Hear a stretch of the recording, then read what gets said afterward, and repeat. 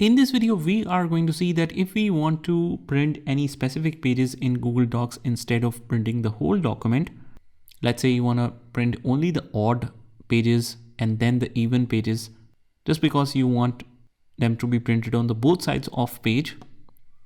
Or maybe you only want to print a specific page like page number 3 or N4 in the current document. Here's how you can do it.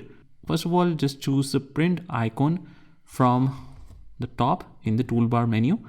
Alternatively, you can also use Control P, or you can access it from file menu as well. So let's hit Control P, and here you will get all the options. Let's say you want to print it. In the pages, we get the option to print the odd pages only, even pages only, and you can also set the custom pages. Here you can specify that we want to print 4 and 5. So 4, 5. As you can see in the sample, you will get this demonstration. Let's say 3 and 4, and we get the page number 3, and this is page number 4. After that, you can simply print it.